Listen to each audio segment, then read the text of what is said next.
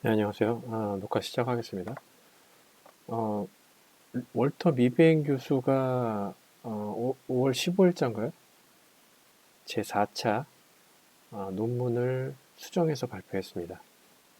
그래서 내용이 좀 길어져서 원문보다는 이런 소개해 주시는 정훈 교수님 같은 분의 설명 내용을 한번 리뷰를 하도록 하겠습니다. 먼저 선 요약을 하겠습니다.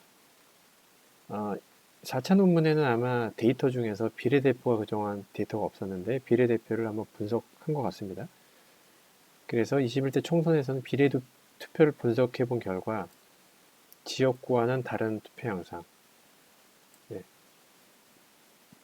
그러니까 어떤 불법적으로 통계적 수치로 보여지는 부분이 좀 지역구에 비해서는 약했다. 그런 내용인 것 같아요.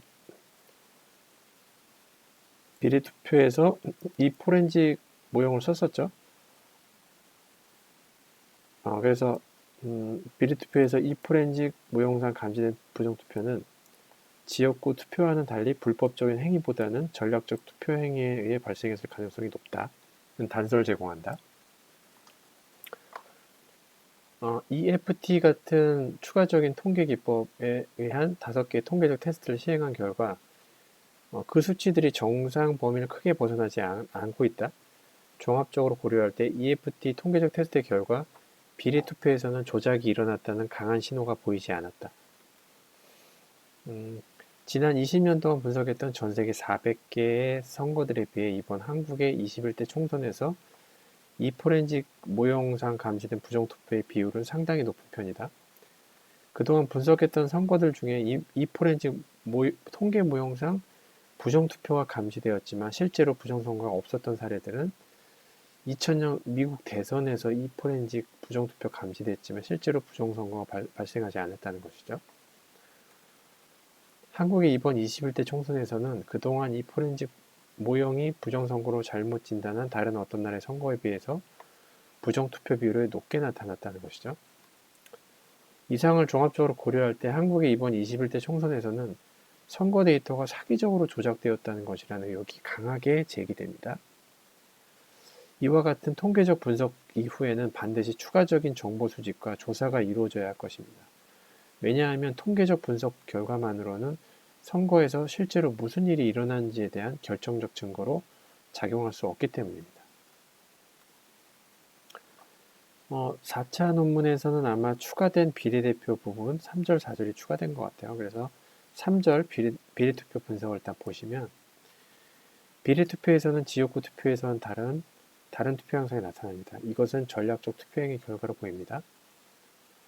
연합투표 전략과 사표 방지 투표 전략으로 인해 가장 표를 많이 얻은 대정당은 지역구 투표에서는 비례투표에서 얻은 것보다 많은 표를 얻었다. 이러한 전략적 투표 행위가 지역구 투표와 비례투표에서 투표버상 눈에 띄는 차이를 야기하는 만큼 이 포렌식 통계 모형에서는 이러한 전략적 투표 행위를 선거 부정으로 잘못 탐지될 가능성이 있습니다. 전략적 투표 행위는 잘못된 불법적 행위가 아니라 정상적인 정치 현상의 핵심적 부분을 차지합니다. 그림 11과 12 볼까요? 그림 11과 12에서 빨간 점이 부정선거를 나타내는 거고요. 네, 그래서 위에는 미래한국당 부정선거 비율, 그리고 아래는 더불어시민당 빨간색 부정선거 흔적이라고 합니다. 그것을 산점도로 나타낸 것인데요. 그림 11은 미래한국당의 부정투표 혜택, 12는 더불어시민당의 부정투표 혜택 이렇게 나타나고 있는데 미래한국당이 부정투표 혜택을 받아도 가정할 경우 부정투표가 나타난 비율은 다음처럼 높았다. 사전투표, 당일투표. 더불어시민당은 당일투표, 그리고 사전투표. 네, 약간 그 지역, 당일 그 지역 이상하게 사전투표가 좀 적네요. 그죠? 이번 그 비례 선거에 대해서는 사전투표가 좀 적게 나왔고요. 더불어시민당의 경우 부정투표 비율이 사전투표가 당일투표, 지역구별보다 높지 않았다는 점과 미래한국당의 부정투표 비율이 사전투표가 당일투표, 지역구별에 비해 크게 높지 않았다는 점은 비례투표에서의 부정투표 비율이 지역구에서 부정투표 비율과 다른 양상 보인다는 것. 그리고 이것은 비례투표에서 이 포렌식 모형상 감지된 부정투표가 지역구 투표에서는 달리 불법적 행위보다는 전략적 투표행위에 발생했을 가능성이 높다는 가설을 뒷받침해준다. 미래한국당이 부정투표의 혜택을 받았다고 가정할 경우 전체 투표의 약 6.7%가 부정투표에 발생한 것으로 추정되며 더불어시민당이 부정투표의 혜택을 받았다고 가정할 경우 전체 투표의 약 6.1%가 부정투표에 의해 발생한 것으로 추정됩니다. EFT에 포함된 5개의 통계적 테스트를 시행한 결과 전략적 투표에 의해 나타날 수 있는 수치와 비슷하기 때문에 이러한 수치는 부정투표가 있었다는 진단을 해주지 못합니다. 종합적으로 고려할 때 EFT 통계적 결과 비례투표에서 조작이 일어났다는 강한 신호가 보이지 않습니다. 여기까지 3절이고요. 4절은 한국의 21대 총선에 대한 이 포렌식 모형 분석 결과 종합평가는 비례투표에선 이 포렌식 통계 모형을 통해 탐지된 부정투표의 숫자와 비율이 지역구 투표에서 탐지된 것들에 비해 작다. 이러한 결과는 지금까지 내가 했던 다른 나라의 선거 분석 결과들과 비교 검토해보는 것이 도움이 될 것입니다. 지금까지 내가 이 포렌식 통계 모형을 분석해본 선거는 지난 20년 동안 약 400여 개, 이 중에서 80%의 선거에서는 이번 한국의 21대 총선 비례투표에서 탐지된 부정투표 비율보다 작은 비율의 부정투표가 탐지되어 있고 85%의 선거에서는 21대 총선의 지역구 투표에서 탐지된 부정투표 비율보다 작은 비율의 부정투표가 탐지되었다.